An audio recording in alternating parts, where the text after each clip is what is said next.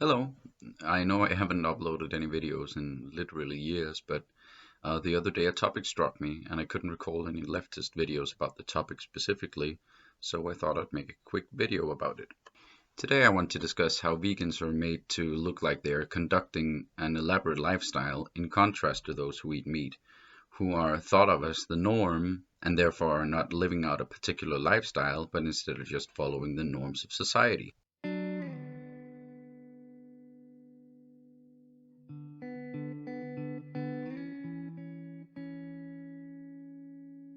My discussion takes some inspiration from the work of Dr. Melanie Joy, particularly from her video The Secret Reason We Eat Meat, which is also where I borrowed her key term, carnism.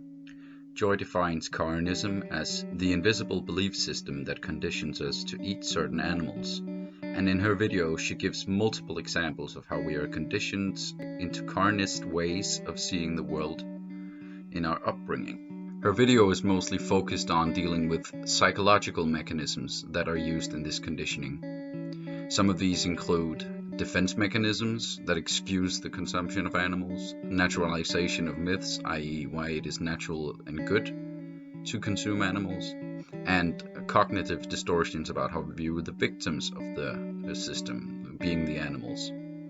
I instead wanted to give some verbal examples about how we are conditioned to accept the carnist way of viewing the world. And I chose to do this through three concrete examples I wanted to bring up. A key component of Joy's definition of carnism is that it's an invisible belief system. That is, it works because we are not aware of its effects and reaches, perhaps not even its existence at all. This component of invisibility is very apparent in the first set of examples I would like to talk about. These examples are statements like, I think vegans are okay, but just not if they're too much into the lifestyle, or, yeah, I like vegans, but not if they're too hysterical. One could easily bring up, as I'm about to do later in the video, how there are apparent parallels between these statements and how LGBTQ people have been treated in the past rhetorically, but what it does in relation to the subject of vegans is it makes the vegans seem like they are inhabiting a certain kind of lifestyle, whereas the carnist is simply just following how the norms in the society are. Another set of perhaps a little more obnoxious statements could be statements like, but I love bacon, or, but meat just tastes so good, I don't know if I would be able to live without them. I've heard these kinds of statements countless times, and funnily enough, I mostly hear them when I'm telling people that I'm a vegan for the first time. As far as I can see, statements like these can have two functions, more perhaps, but let's talk about two that I noticed. If the person who utters these statements is a friend of the vegan, first off, it could make the vegan think, well, my friend likes this, so if I impede their ability to do this thing, it makes me an asshole, which is quite ironic when you think about that they're impeding millions of animals from living lives, but let's take that aside for a moment.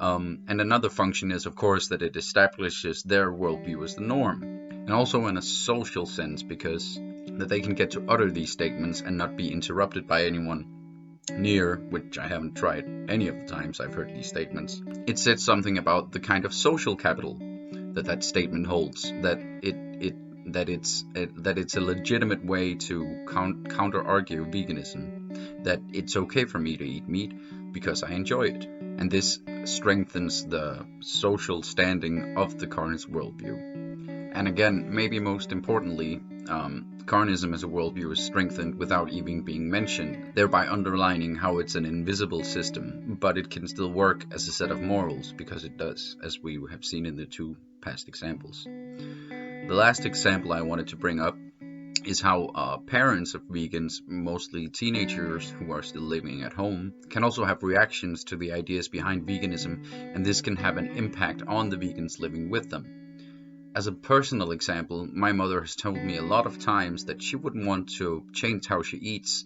not because she doesn't care about animal rights, but because it would simply be too big of a change for both her and my father. This is not to shame parents who don't want to conform to veganism, but it is simply to comment on the power dynamics in play here.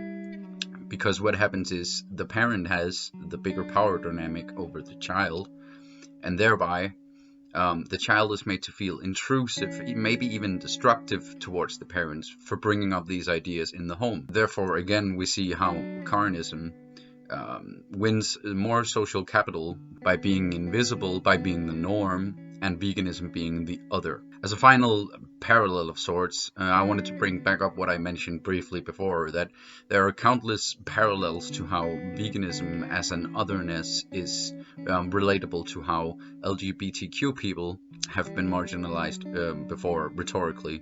The thing about calling veganism a lifestyle, or vegans being okay if they're not hysterical, is something that a lot of gay people have had to tolerate before, even to this day, sadly enough.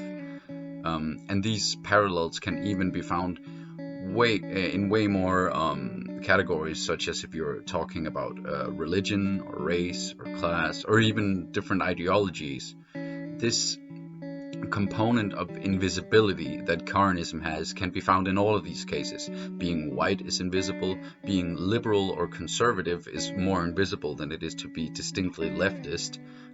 Being Christian is more invisible than being a Muslim or a Hindu or a Jew for that matter.